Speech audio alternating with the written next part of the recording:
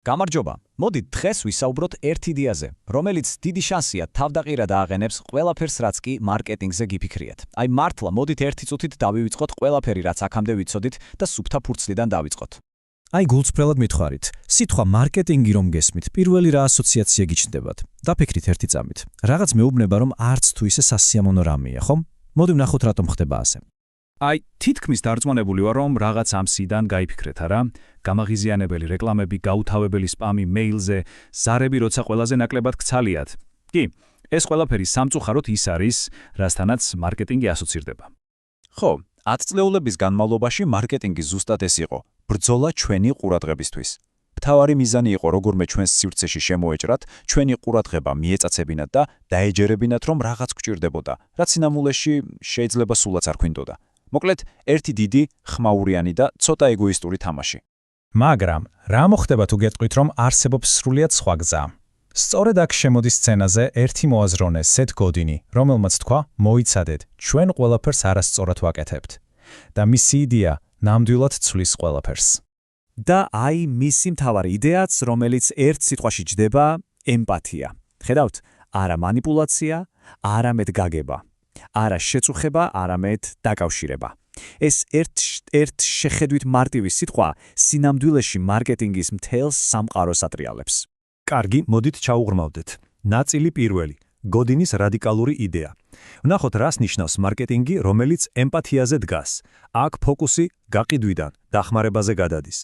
და აი, აქ ხდება ყველაზე დიდი აზროვნების ცვლილება. იდეა ის კი არაა, რომ პროდუქტი გაასაღო. იდეა იპოვო ადამიანი, ვისაც რაღაც პრობლემა აქვს. მისი პრობლემა და დაეხმარო მის მოგვარებაში. ანუ მარკეტერი ხდება არა გამყიდველი, არამედ ერთგვარი დამხმარე, ცვლილებების აგენტი. კარგი, თუ მარკეტინგი დახმარებაა, მაშინ ჩნდება ლოგიკური კითხვა, ვის ვეხმარებით? და სწორედ აქ მივდივართ მეორე ნაწილთან. იპოვე ყველაზე პატარა ბაზარი. გოდინის პასუხი ალბათ ბევრს გააკვირვებს. ის ამბობს, არ ეცხადოთ, ყველას დაეხმაროთ. პირიქით, დაიწყეთ რაც შეიძლება პატარა ჯგუფით. ალბათ ყველას გვსმენია ეს კლიშე. ჩვენი პროდუქტი ყველასთვისაა. გოდინის აზრით, ეს არის მარკეტინგული კატასტროფის რეცეპტი. მისი ცნობილი ფრაზა თუ ყველასთვის ხარ, ესე იგი არავისთვის არ ხარ. ასე რომ ძველი მიზანი მივწვდეთ ყველას, იცვლება ახლით, მივწვდეთ კონკრეტულ ვინმეს. და აი აქ გვაქვს საინტერესო კონცეფცია. მინიმალური სიცოცხლისუნარიანი ბაზარი. რას ნიშნავს ეს? ეს არის ადამიანების ყველაზე პატარა ჯგუფი, ვისაც შეგიძლია მოემსახურო. ჯგუფი, რომელსაც აქვს ძალიან კონკრეტული პრობლემა, ხედვა და სურვილი. იცით, აქ პარადოქსია. რაც უფრო ვიწროა შენი აუდიტორია, მით უფრო ძლიერია შენი გზავნილი. იმიტომ რომ შენ პირდაპირ მათ ესაუბრები, მათ ენაზე. და სწორედ ეს ქმნის ნამდვილ კავშირს. და პროცესი ციცით, საოცრად მარტივი და ლოგიკურია. სულ სამი ნაბიჯია. პირველი, იპოვე ეს შენი პატარა ჯგუფი. მეორე, შექმენი რაღაც ისეთი მაგარი, ისეთი ღირებული, რომ უბრალოდ აღფრთოვანდნენ. და მესამე, უბრალოდ გზიდან ჩამოეცალე და მიეცი მათ საშუალება თავად გაავრცელონ სიტყვა. დამიჯერეთ, ისინი გახდებიან თქვენი ყველაზე ძლიერი მარკეტინგული ძალა. კარგი, ვიპოვეთ ჩვენი ჯგუფი, შევქმენით რაღაც ღირებული, რა არის შემდეგი? აი აქ უკვე საქმე უფრო ღრმავდება და მივდივართ მესამე ნაწილთან. საქმე კუთვნილებას ეხება. გოდინი ამბობს, რომ საუკეთესო მარკეტინგი საერთოდ არ ეხება პროდუქტის მახასიათებლებს, ის ადამიანის იდენტობას ეხება. და არსებობს ერთი ფრაზა, რომელიც ჩემი აზრით გენიალურია და ხსნის თითქმის ყველაფერს. ჩვენნაირი ადამიანები ასე იქცევიან.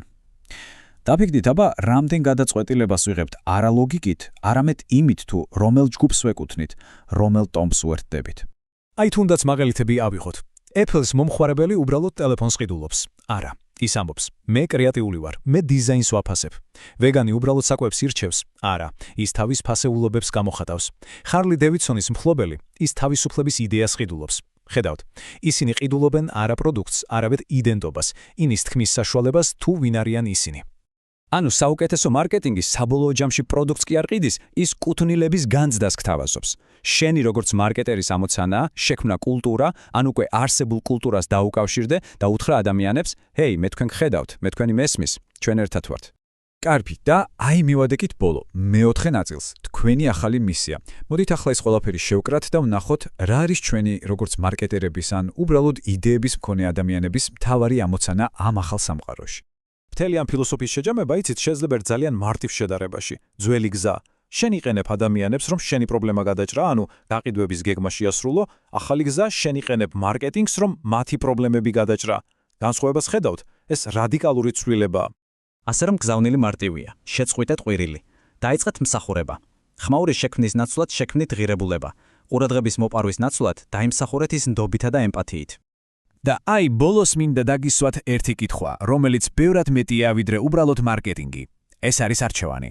მაშ ვის აირჩევთ თქვენ, რომ მოემსახუროთ, ვის დაეხმარებით, რომ უკეთესი გახდეს? იმიტომ რომ საბოლოო ჯამში სწორედ ეს არის ნამდვილი მარკეტინგი.